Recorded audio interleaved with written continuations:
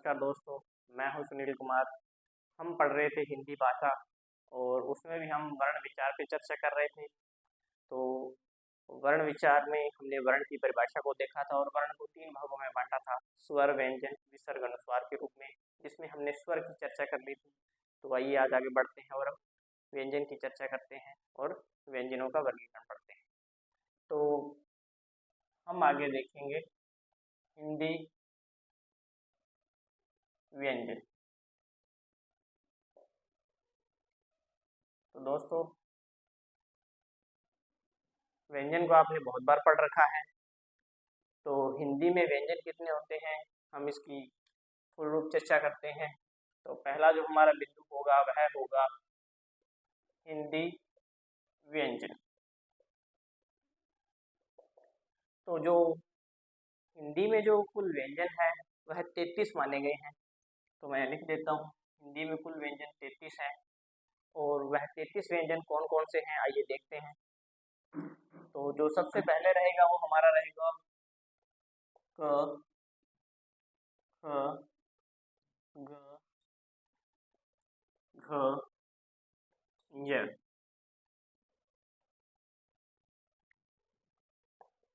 च, छ, ज, झ, ञ, ट, ठ,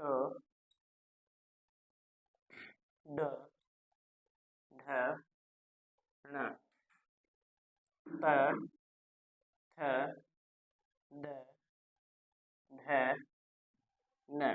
तो दोस्तों, इनके नीचे हल आएगा ही आएगा।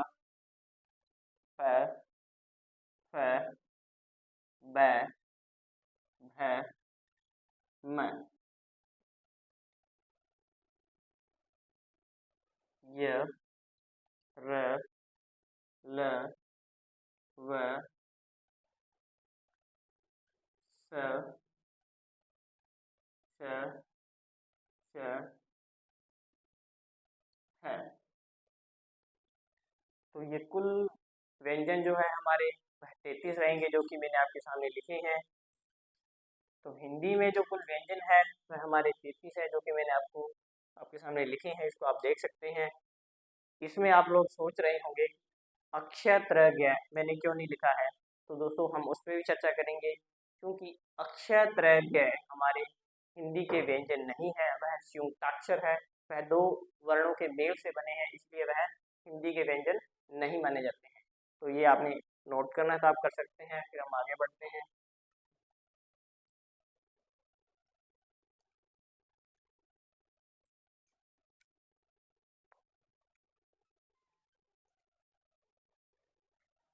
जैसे कि मैंने कहा था कि अक्षय त्रय हिंदी के व्यंजन नहीं है, यह संयुक्ताक्षर है। तो उस पर चर्चा करते हैं कि संयुक्ताक्षर क्या होता है।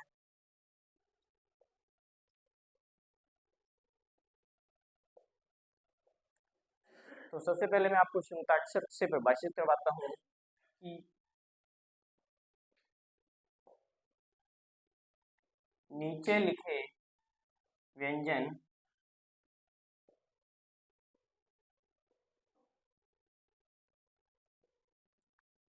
नए व्यंजन नहीं है। नीचे लिखे व्यंजन नए व्यंजन नहीं है, बल्कि दो व्यंजनों के दो व्यंजनों के मेल से बने नए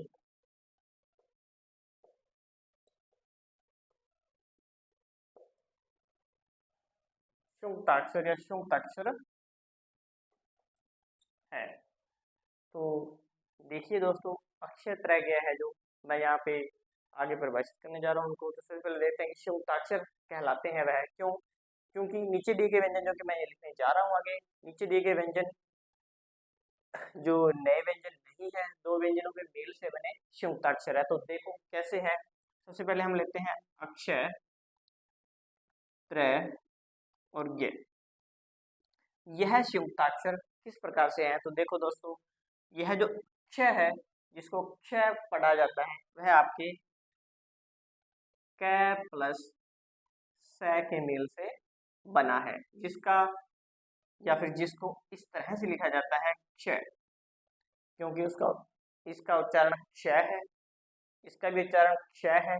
तो यह नया व्यंजन नहीं होकर क और स के मेल से बना है, इसलिए यह संयुक्ताक्षर है।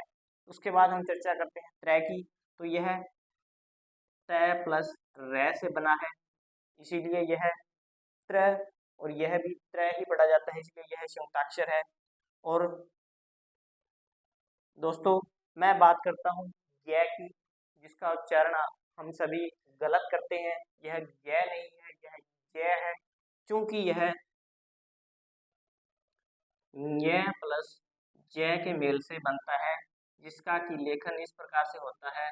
तो यह य है, न कि य है। हमारा जो उच्चारण होता है ज्ञान, जो कि बिल्कुल गलत है, इसको दक्षिण भारत में ज्ञान पढ़ा जाता है, जिसका उच्चारण ज्ञान ही सही है। तो देखिए दोस्तों, हमने संयुक्ताक्षर की बात की थी, तो यह इस प्रकार से 3 है, अक्ष, त्र, ज्ञ, जो कि संयुक्ताक्षर है।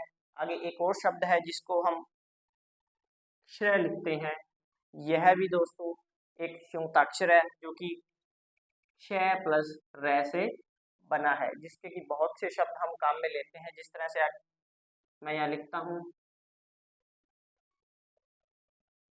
श्रृंगार,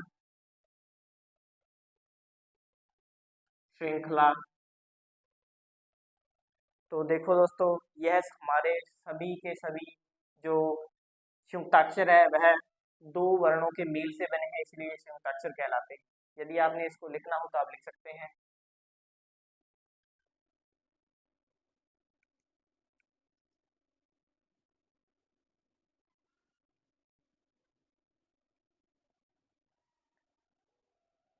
तो दोस्तों, हिंदी भाषा में एक और शब्द है ध, उस पर हम चर्चा करते हैं, जिसको कि वर्तमान में भारत सरकार के द्वारा अमान्य या फिर उसको मान्य नहीं किया गया है, जो कि है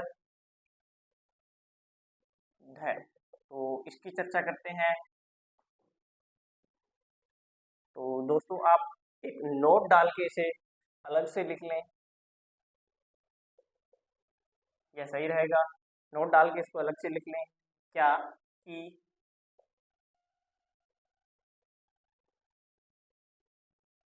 हिंदी मानक वर्तनी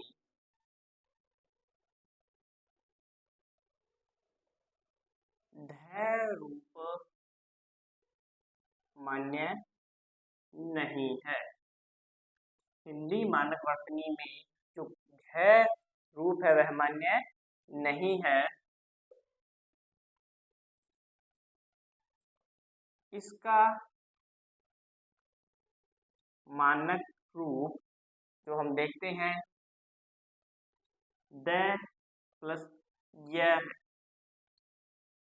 तो देखो दोस्तों, अभी मैंने चर्चा की थी हिंदी का एक और शब्द है, जिसको भी भारत सरकार के द्वारा नहीं मान्य या नहीं मान्य किया जाता, क्योंकि उसका सही रूप है जो द प्लस य के योग से लिखा जाता है।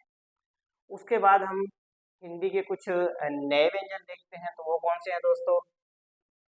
जो नेक्स्ट आपका टॉपिक रहेगा वह है हिंदी के नए व्यंजन।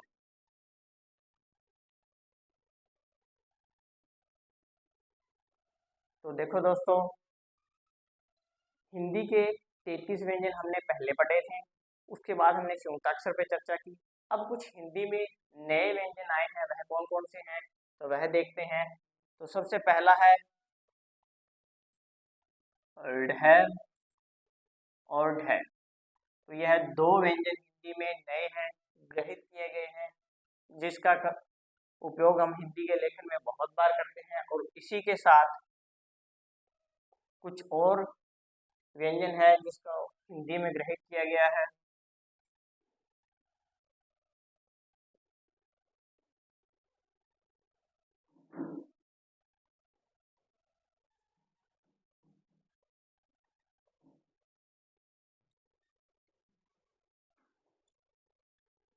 तो तो देखो दोस्तों, हिंदी के जो नए व्यंजन है वह ड़ और ढ है, जो कि दो है।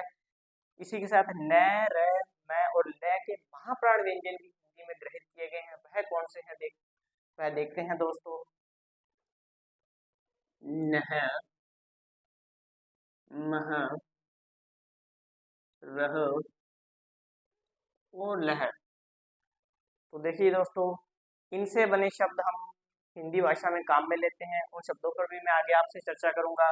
तो हमने हिंदी के व्यंजन पढ़े थे कुल 33 थे, फिर हिंदी के नए व्यंजन हम पढ़ रहे हैं, जिसमें दो ढ़ और ढ ग्रहित व्यंजन है, और यह चार जो कि न, र, म और ल के महाप्राण व्यंजन है, वह भी हिंदी में ग्रहित किए गए हैं। तो ये चार रहेंगे, तो इसको आप नोट करना चाहें तो कर सकते हैं। फिर हम आगे बढ़ते हैं दोस्तों।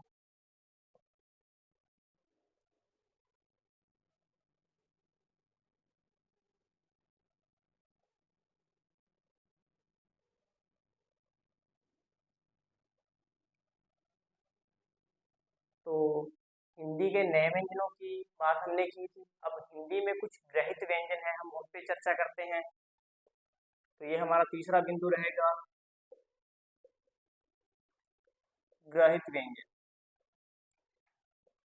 तो यह, तो देखिए दोस्तों, ये हिंदी भाषा के व्यंजन नहीं है, ये अन्य भाषा से ग्रहित किए गए हैं, ग्रहण किए गए हैं, इसलिए इनको ग्रहित व्यंजन कहते हैं। तो यह कौन कौन से, आइए उस पर चर्चा करते हैं। सबसे पहला जो हमारा रहेगा वह है क,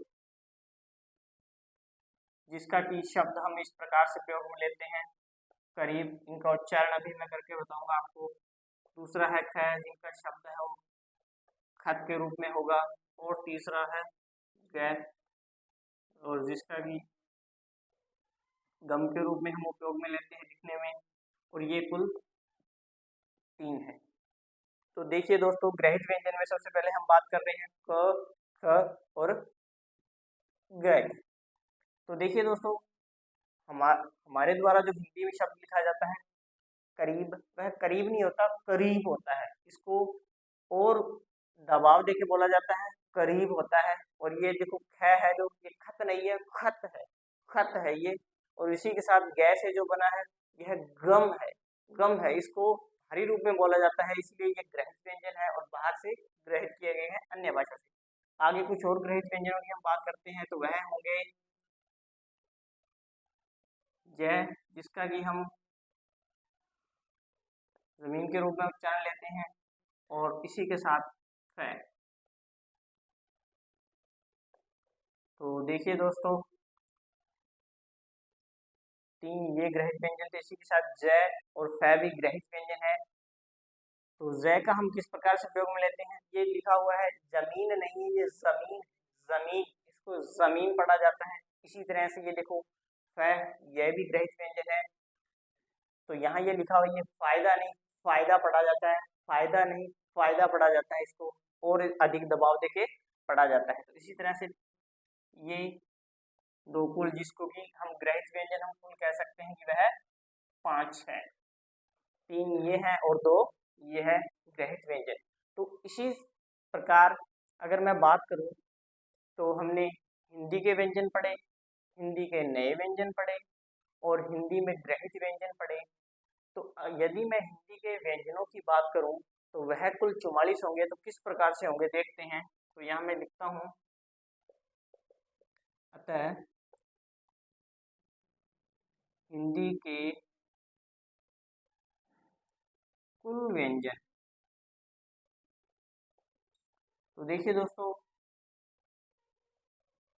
33 तो हमने हिंदी के व्यंजन पढ़े ही थे। 2 ड और ढ के रूप में हमने पढ़े थे। 4 न, र, ल और मैं के महाप्राण के रूप में पढ़े थे। 3 मैंने आपके सामने लिख रखे हैं, और 2 ये। तो इन सब का योग करें, तो हिंदी में जो कुल व्यंजन की संख्या है वह 44 है। हिंदी में कुल व्यंजन की संख्या है वह 44 है। और इसी तरह से आप नोट डाल के एक अलग से बात लिख सकते हैं, जो कि बहुत ही विशेष है, कि हिंदी में कुल हमने स्वर 11 पढ़े थे, और हिंदी में कुल व्यंजन हमने पढ़े हैं 44। और यदि मैं वर्णों की बात करूं कि हिंदी में कुल वर्ण कितने हैं, तो वो मैं यहाँ लिखता हूँ दोस्तों। हिंदी में कुल वर्ण। तो जैसे कि हमने अभी पढ़ा था कि 11 स्वर हम पहले पढ़ चुके हैं।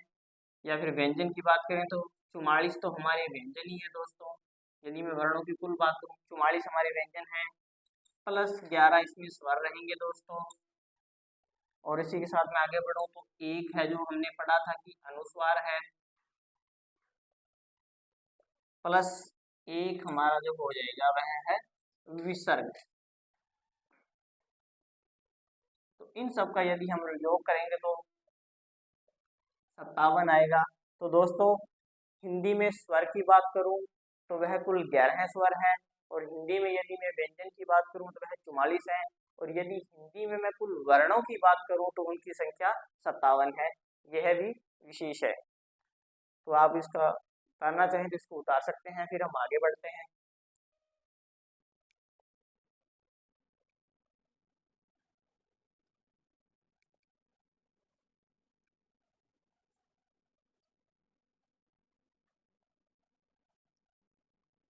तो दोस्तों हमने हिंदी में जो कुल व्यंजन थे और कुल वर्ण थे उनकी चर्चा की है, और आगे हम देखते हैं कि हिंदी के व्यंजनों को किस प्रकार से वर्गीकृत किया गया था। जिस प्रकार से हमने स्वरों का वर्गीकरण पढ़ा था, वैसे ही अब हम व्यंजन का वर्गीकरण देखते हैं। तो हमारा जो नया टॉपिक रहेगा वह है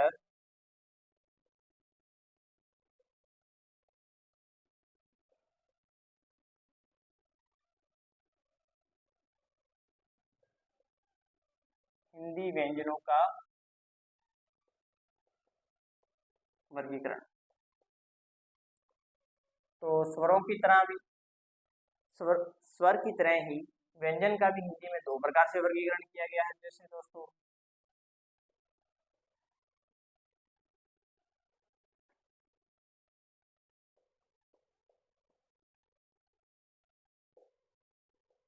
प्रयत्न के आधार पर, और दूसरा है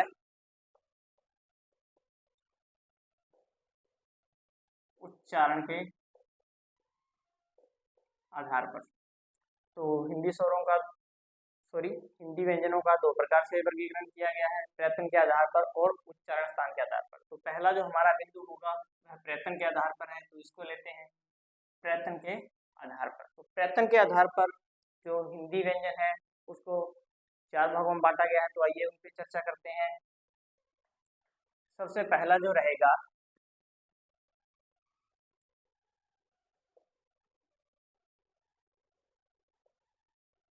अल्प प्राण व महाप्राण।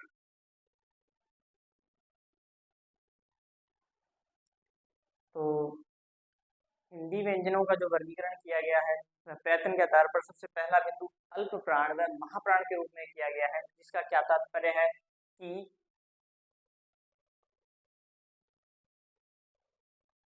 मुख से हवा का निकलना।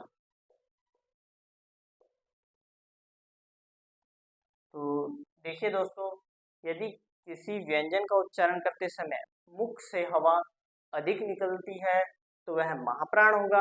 यदि किसी व्यंजन के उच्चारण में हवा कम निकलती है तो वह अल्प प्राण होगा। तो दोबारा देखते हैं दोस्तों कि महाप्राण, जिस व्यंजन के उच्चारण में हवा अधिक निकलती है वह महाप्राण, और जिस व्यंजन के उच्चारण में हवा कम निकलती है वह अल्प प्राण। तो देखते हैं दोस्तों इसमें कौन कौन से आएंगे। यहाँ मैं डायग्राम बना लेता हूँ।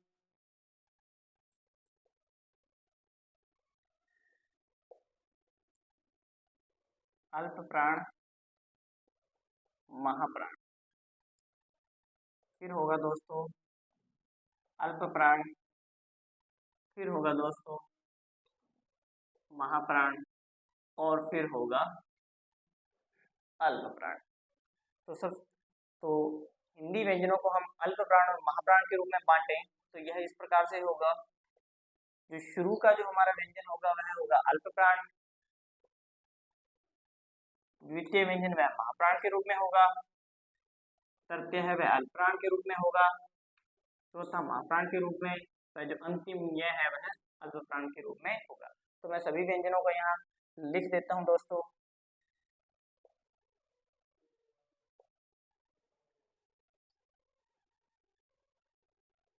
च, छ, ज, झ, य। फिर आगे होगा दोस्तों ट, ठ, ड, ध, ण। फिर आगे होगा दोस्तों प, थ, द, ध, न। आगे देखते हैं दोस्तों प, फ, ब, भ, म। फिर हम देखेंगे दोस्तों य, र, ल, व। और आगे हम देखते हैं दोस्तों श, श, श और है। इसी के साथ जो हमने पढ़ा था महाप्राण रूप कुछ पढ़े थे, जिनके न, म, र और ल अल्पप्राण है। इनके जो रूप है, जो महाप्राण है, वह महाप्राण रूप होंगे नह, मह, रह और लह। तो दोस्तों हिंदी व्यंजनों का वर्गीकरण हम प्रयत्न के आधार पर कर रहे हैं, जिसमें कि हमने प्रयत्न के आधार पर सबसे पहले इनको अल्प प्राण व महाप्राण के रूप में बांटा है, जो कि मैंने आपको पहले बताया था कि महाप्राण व्यंजन का उच्चारण करते समय हवा का अधिक निकलना और अल्प प्राण व्यंजन का उच्चारण करते समय हवा का कम निकलना। तो देखिए दोस्तों, आप इसको किस प्रकार से समझ सकते हैं कि यदि मैं उच्चारण करता हूँ कै, तो आपका हाथ है जो आप मुख के आगे लाइए और कै का उच्चारण करें कै, और फिर करें ख, ग, घ, ञ, च, छ, ज।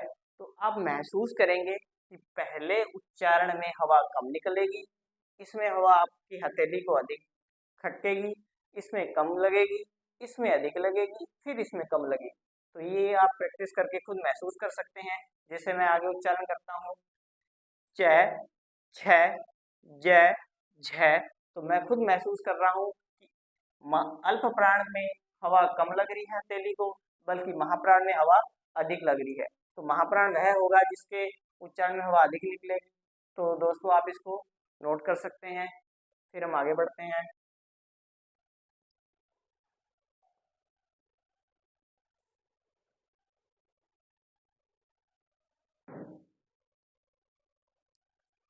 तो देखिए दोस्तों, प्रयत्न के आधार पर हमने पहले इनको अल्प प्राण व महाप्राण के रूप में बांटा था। तो जो प्रयत्न के आधार पर जो इसके विभाजन का जो दूसरा बिंदु होगा वह होगा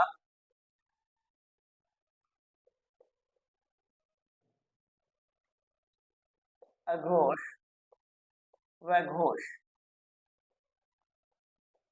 तो आइए दोस्तों इसको समझते हैं कि अघोष और घोष का क्या तात्पर्य है। तो घोष का अर्थ यहाँ मैं आपको बता दूं कि घोष का अर्थ होता है कंपन। मैं यहाँ लिख भी देता हूँ कि घोष का अर्थ होता है कंपन। तो दोस्तों यहाँ घोष व अघोष से क्या तात्पर्य है कि जिस व्यंजन के उच्चारण में हमारे गले में जो स्वर तंत्र होता है, जिस व्यंजन के उच्चारण में यह स्वर तंत्र कंपित होता है, वह व्यंजन घोष व्यंजन कहलाएगा। और जिस व्यंजन के उच्चारण में हमारा जो स्वर तंत्र कंपित नहीं होता है, वह व्यंजन अघोष व्यंजन कहलाएगा। तो देखो दोस्तों, जब हम इन स्वरों को उच्चारण करेंगे तो हम खुद महसूस करेंगे कि कई व्यंजनों में जो हमारा स्वर तंत्र है वह अधिक कंपित होगा और कई व्यंजनों में स्वर तंत्र कम कंपित होगा। तो देखते हैं दोस्तों यह किस प्रकार से होता है। तो मैं यहाँ लिख देता हूँ इसी रूप में कि जो शुरू के जो दो वर्ण होते हैं वह हमारे घोष कहलाते हैं, और बाकी के जो अघोष कहलाते हैं, और बाकी के जो तीनों वर्ण हैं वह हमारे घोष कहलाते हैं। तो क ख अघोष है, च छ अघोष है। तो इस प्रकार से ये वर्ण अघोष है, यहाँ कुछ परिवर्तन करेंगे और इसमें शुरू के मैं तक ये घोष है और यहाँ हमने कुछ बदलाव करना होगा, जो कि मैं आपको यहाँ करके बताता हूँ कि स श श यह हमारे अघोष है, इसमें स्वर तंत्र कम कंपित होता है।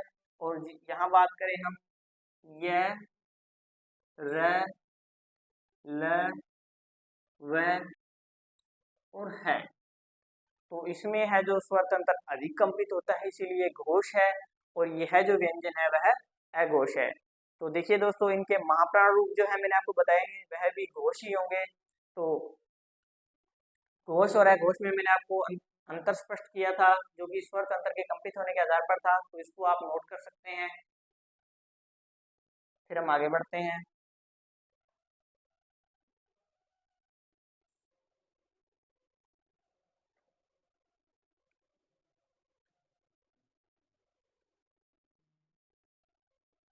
तो दोस्तों, प्रयत्न के आधार पर इन व्यंजनों को विभाजित करने में जो हमारा तीसरा बिंदु होगा वह होगा अनुनासिक। तो उस पर हम चर्चा करते हैं। जो हमारा तीसरा बिंदु है वह होगा अनुनासिक या निर्नुनासिक। तो अनुनासिक व निर्नुनासिक। तो दोस्तों, अनुनासिक और निर्नुनासिक से क्या तात्पर्य है कि जिस व्यंजन के उच्चारण में हवा हमारे मुख से न निकलकर नाक से निकलती है वह निर्नुनासिक होंगे, और जिस व्यंजनों के उच्चारण में हवा हमारे मुख से निकलेंगे वह जिस जिस व्यंजन के उच्चारण में हवा हमारे नाक से निकलेगी वह अनुनासिक होंगे, और जिस व्यंजन के उच्चारण में हवा है जो हमारे मुख से निकलेगी वह निर्नुनासिक होंगे। तो आपको पता ही है, ये हिंदी व्यंजन में जो सभी के शुरुआती व्यंजन है वह निर्नुनासिक होंगे। अंतिम के जो यह 5 व्यंजन होंगे वह अनुनासिक होंगे। मैं यहाँ लिख देता हूँ जो रह गए थे यहाँ पे।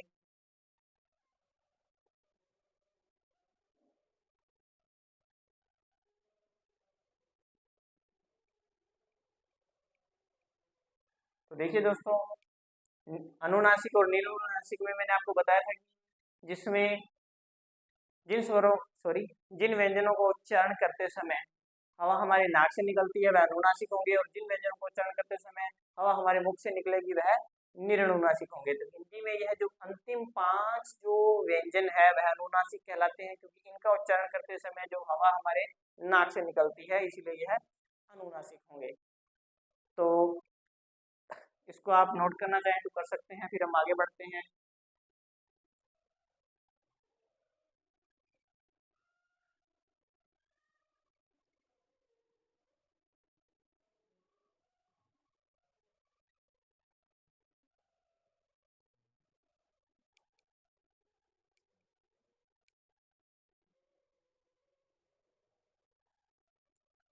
तो दोस्तों, प्रयत्न के आधार पर इन व्यंजनों को बांटने में हमारा जो चौथा बिंदु होगा वह होगा स्पर्श या अन्य। तो देखते हैं दोस्तों, जो चौथा बिंदु है वह है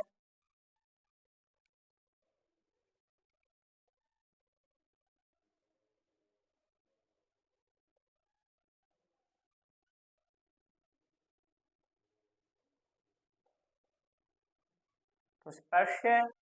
जो जो स्पर्श या अन्य होने से क्या तात्पर्य है कि इन व्यंजनों को उच्चारण करते समय जो हमारे जो मुख में जो जीवा है वह कहाँ का स्पर्श करती है, उसके आधार पर इसको बांटा गया है। तो आइए दोस्तों, इनको देखते हैं यह किस प्रकार से है।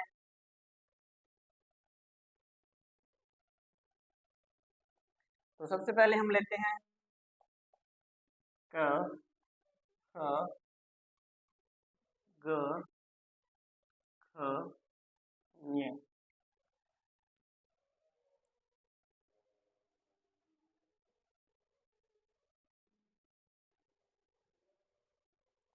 तो दोस्तों हिंदी व्यंजनों में ये हमारे शुरुआती जो 5 व्यंजन है वह स्पर्श कहलाएंगे। क्या कहलाएंगे?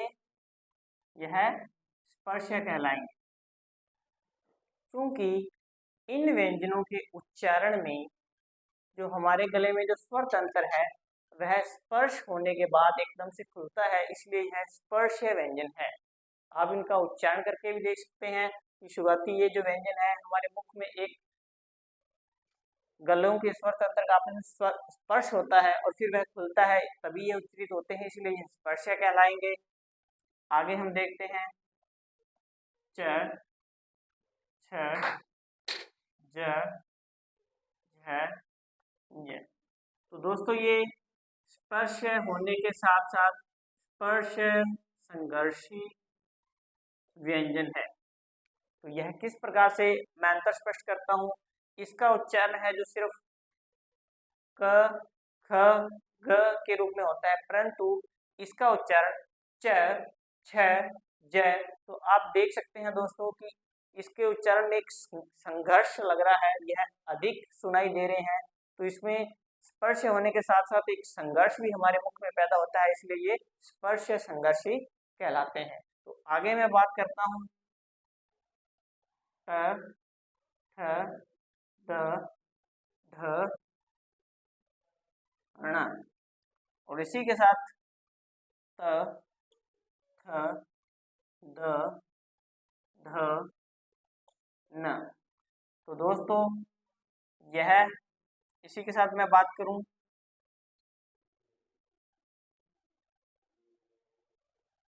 प, फ, ब, भ, म। तो दोस्तों ये सभी के सभी स्पर्श व्यंजन ही कहलाते हैं, इनमें कोई अंतर नहीं है। तो यहाँ हमने देखा था दोस्तों कि संस्कृत में ये सभी के सभी सिर्फ स्पर्श व्यंजन है, परंतु हिंदी में प्रथम 5 स्पर्श हैं और जो दूसरे जो 5 है च, छ, ज, झ, ञ, यह स्पर्श के साथ साथ संघर्षी भी है, और बाकी जो है हमारी जो दोनों लाइनें हैं सिर्फ स्पर्श रहने वाली है। और इसी के साथ अगर मैं स्पर्श या अन्य में आगे बढ़ूं तो हम देखते हैं दोस्तों कि हमें जो 2 व्यंजन है यह और वह, तो दोस्तों यह और वह के कई रूप हैं। जो इसका जो सबसे पहला रूप है वह है अर्धस्वर। ये अर्धस्वर भी कहलाते हैं,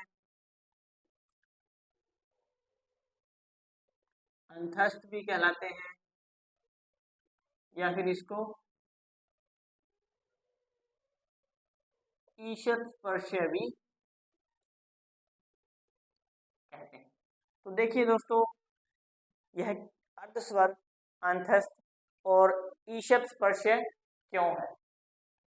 यदि हम यह और वह का उच्चारण करें तो सबसे पहले ये अर्धस्वर कहलाते हैं। अर्धस्वर से भाव है कि न तो यह व्यंजन है और न ही यह स्वर है, यह आधे स्वर है। जैसे कि दोस्तों मैं यहाँ लिखता हूं बै और यहाँ लिखता हूं वै। तो दोस्तों यदि मैं बै का उच्चारण करूं तो बै, तो व्यंजन वो होते हैं जो मुख में बाधा के उत्पन्न होने और फिर हटने से उच्चारित होते हैं, लेकिन बै का यदि मैं उच्चारण करूं तो बै, मुख में एक बाधा आ रही है और वो हट रही है, लेकिन यदि मैं उच्चारण करूं वै तो मेरा मुख है जो पूरा बंद नहीं हो रहा है, बै वै, बै वै। तो इसमें वै में मुख है जो खुला रहता है, इसीलिए यह पूर्णतः व्यंजन नहीं है और यह पूर्णतः स्वर भी नहीं है, इसीलिए यह अर्धस्वर कहलाता है। इसी तरह से यह भी है, इसमें भी है जो एक पूर्ण रूप से बाधा नहीं होती है, यह एक आधी बाधा होती है, उसी से ये उच्चारित हो जाता है, इसलिए ये अर्धस्वर कहलाता है। और यहाँ है अंतस्थ। अंतस्थ का अर्थ होता है बीच में होना। तो ना तो यह स्वर है और न ही यह पूर्ण रूप से व्यंजन है, यह बीच की स्थिति में है, इसीलिए ये अंतस्थ कहलाते हैं। और इसी के साथ है ईशत स्पर्श। तो ईशत का अर्थ होता है थोड़ा और स्पर्श का अर्थ होता है स्पर्श होना। तो तो इसमें ये थोड़े से स्पर्श ही ये उच्चरित हो जाते हैं, जैसे कि मैंने बै का उच्चारण किया था और बै का उच्चारण करके बताया था, इसीलिए ये ईषद स्पर्श भी कहलाते हैं। तो आप इसको नोट करना चाहें तो कर सकते हैं, फिर हम आगे बढ़ते हैं।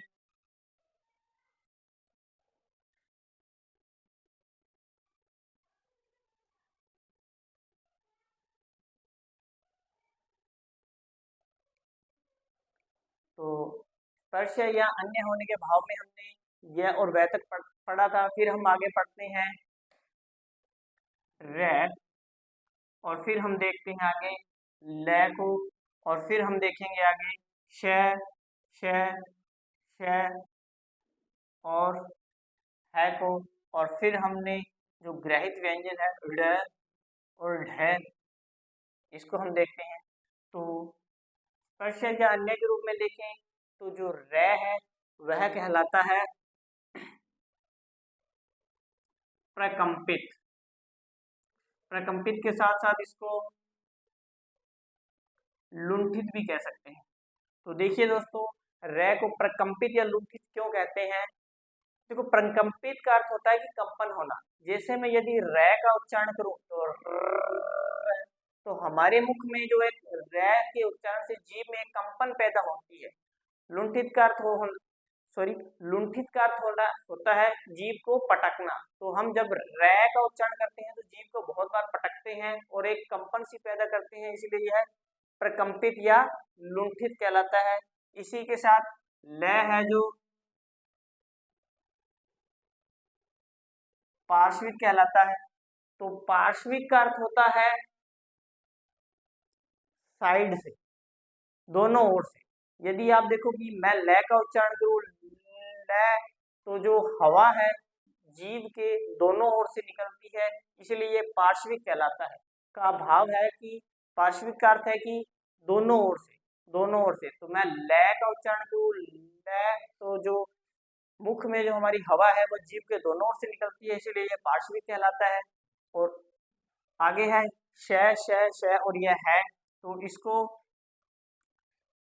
संघर्षी के संघर्षी कहलाते हैं, और संघर्षी के साथ यह ऊष्म भी कहलाते हैं। तो संघर्षी और ऊष्म से क्या भाव है कि इनको सॉरी जिन जब हम इनका उच्चारण करते हैं तो हमारे मुख में एक संघर्ष पैदा होने के साथ साथ जो हवा है वो ऊष्म हो जाती है, गर्म हो जाती है। देखो, जैसे कि श, स, ह, तो इसमें एक ऊष्मा सी पैदा होती है, इसलिए ऊष्म या संघर्षी कहलाते हैं। अंतिम में हमारा है और है, तो इसको कहते हैं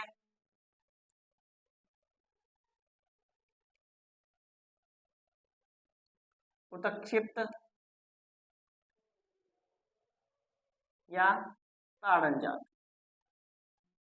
तो देखिए दोस्तों, हमारे ढ और ढ को उत्क्षिप्त या ताड़न जात क्यों कहते हैं?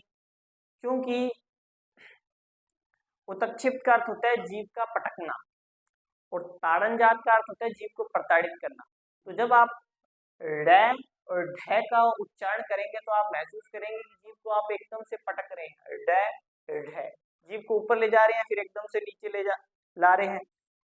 ताड़न जात, जीभ की आप ताड़ना कर रहे हैं, उसको पटक रहे हैं, तो इसीलिए यह उत्क्षिप्त और ताड़न जात के रूप में जाने जाते हैं। तो दोस्तों, आप इसको नोट कर सकते हैं, फिर हम आगे बढ़ते हैं।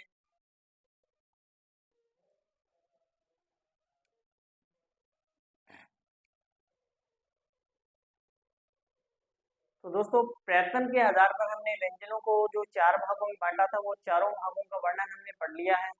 अब हम आगे उच्चारण स्थान के आधार पर व्यंजनों का वर्गीकरण पढ़ते हैं। तो दूसरा जो हमारा बिंदु रहेगा वह है उच्चारण स्थान के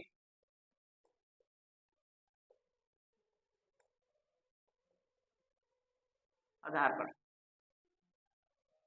तो दोस्तों, उच्चारण स्थान से क्या भाव है कि मुख में इन व्यंजनों का उच्चारण कहाँ कहाँ से होता है। आइए देखते हैं दोस्तों। सबसे पहले मैं आपको यहाँ एक डायग्राम से सभी व्यंजनों का मुख में उच्चारण स्थान बता देता हूँ।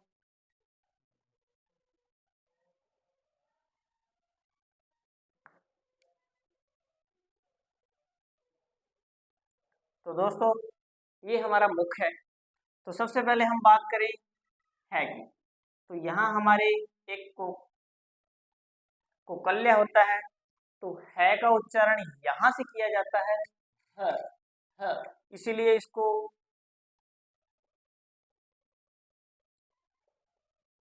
कोकल्य या फिर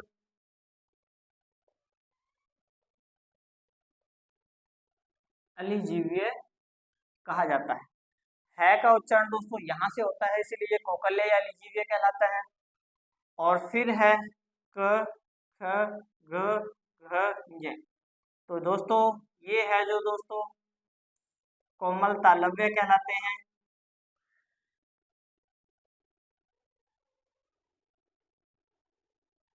देखिए दोस्तों, संस्कृत में क, ख, ग, घ, ञ को कंठ्य कहा जाता था, क्योंकि इसका उच्चारण यहाँ कंठ नीचे से होता था, क, ख, ग, घ।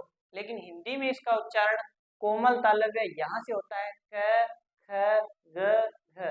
इसीलिए ये कोमल तालव्य कहलाते हैं। और इसी के साथ यहाँ मैं बात करूँ मुख की, तो प, फ, ब, भ, व।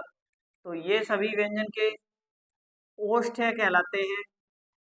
तो आप खुद देख सकते हैं दोस्तों, प, फ, ब, भ, म, व।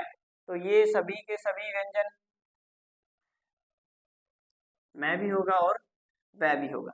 तो ये सभी के सभी व्यंजन दोस्तों ओष्ठ्य कहलाते हैं, क्योंकि इनका उच्चारण स्थान हमारे होठों से होता है। और फिर मैं आगे बात करूं, त, थ, द, ध। न नहीं दोस्तों, सिर्फ त, थ, द, ध। तो इनको दंत्य कहा जाता है। तो देखिए दोस्तों, आप त, थ, द का उच्चारण करेंगे तो आप महसूस करेंगे कि आपके मुख में जो जीवा है वह दांत को स्पर्श करेगी, जैसे कि त, थ, द, ध। तो इसीलिए ये दंते कहलाते हैं, क्योंकि हमारे मुख में जो जीवा है वह दांत को स्पर्श करती है। इसी के साथ जो हमारी जीवा है यहाँ वो दांत को स्पर्श करती है, इसीलिए ये दंते कहलाते हैं। ये होठ से बोले जाते हैं, इसीलिए ओष्ठ्य कहलाते हैं। इसी के साथ मैं बात करूं आगे, च, छ, ज, झ, ञ। तो दोस्तों ये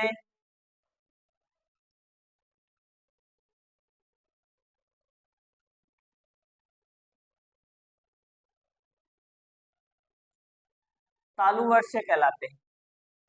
तो देखिए दोस्तों, च, छ, ज, झ और ये तालु वर्ष कहलाते हैं। क्यों? क्योंकि मुख में जो जीवा है हमारे वह च, छ, ज का स्पर्श करते समय यहाँ वर्ष का अर्थ होता है मसूड़ा, तालु का अर्थ होता है ऊपर ताल। तो यह ऊपर तालु और मसूड़े को स्पर्श करती हुई इन च, छ, ज, झ, ञ का उच्चारण करती है, इसलिए ये तालु वर्ष कहे कहे जाते हैं। तो दोस्तों आप च, छ, ज का उच्चारण करेंगे तो दांत को जीवा लगने के साथ साथ हमारे ऊपर मसूड़े को भी जो जीवा है वो स्पर्श करेगी, इसीलिए ये तालु वर्ष कहलाते हैं। आगे यदि मैं बात करूं, ट,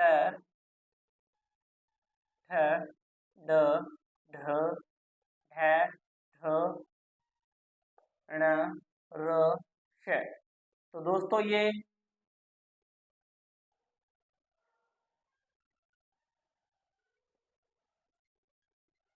मूर्धन्य। तो दोस्तों ये मूर्धन्य कहलाते हैं। ट, ठ, ड, ढ, सॉरी, ट, ठ, ड, ढ़, ढ, ऋ, ण, र, श। तो मूर्धन्य का अर्थ होता है ऊंचा। तो मुख में इन व्यंजनों का उच्चारण करते समय जो हमारी जिया है वह सबसे ऊंचे स्थान पे होती है, इसीलिए ये मूर्धन्य कहलाते हैं। ट, ठ, ड, ढ, ण। और इसी के साथ र और श भी होंगे। इसी के साथ मैं बात करूं य और श। तो दोस्तों य और श ये तालव्य कहलाएंगे, क्योंकि इनका उच्चारण करते समय जो मुख में हमारी जीवा है वह तालु को स्पर्श करेगी, जैसे कि य, श, य, श। तो आप महसूस करेंगे कि जीवा है जो तालु को स्पर्श करती है, इसीलिए ये तालव्य कहलाते हैं।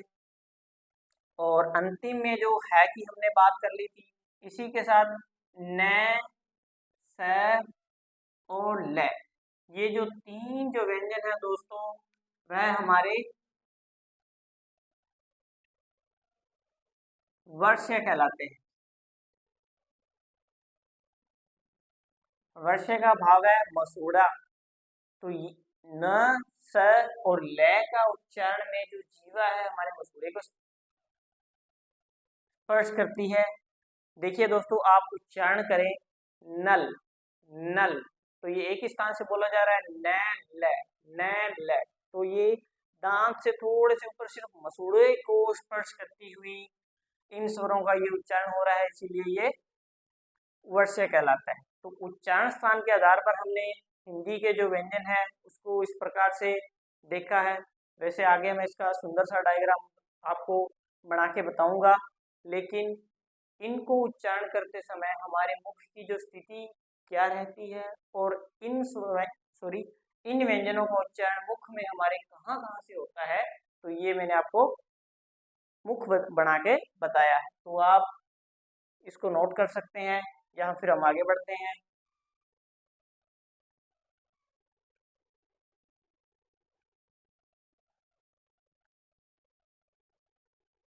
तो दोस्तों, मुख बनाकर मैंने उन सभी व्यंजनों की स्थिति बताई थी।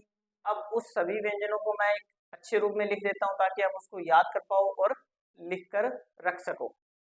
तो सबसे पहले हम देखेंगे हमारे शुरुआती जो व्यंजन है क, ख, ग, घ, ञ, च, छ, ज, झ, ञ, ट, ठ, ड, ढ़, ढ, ढ, ण, और इसी के साथ होगा र, श, त, थ, द, ध, न नहीं ले सकते दोस्तों हम। प, फ, ब, भ, म, य, श और ह, और जो अंतिम में हमने पढ़ा था न, स और ल।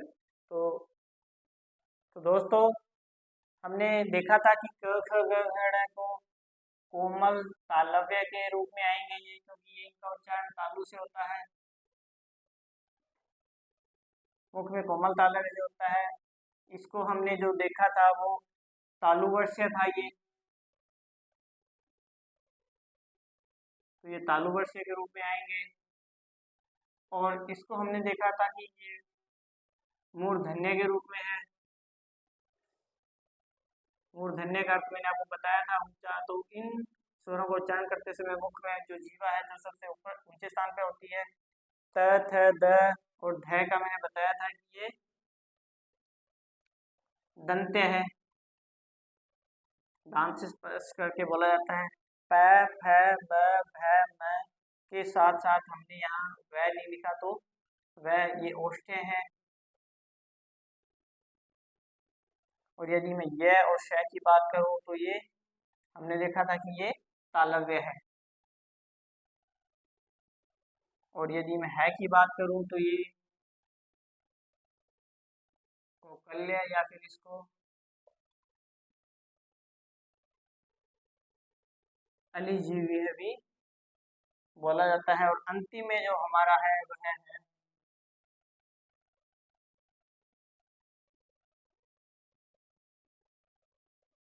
वर्ष्य। तो दोस्तों, मैंने इसको आपको बता ही दिया था कि यह किस प्रकार से है, तो आप इसको नोट कर सकते हैं। फिर हम आगे बढ़ते हैं।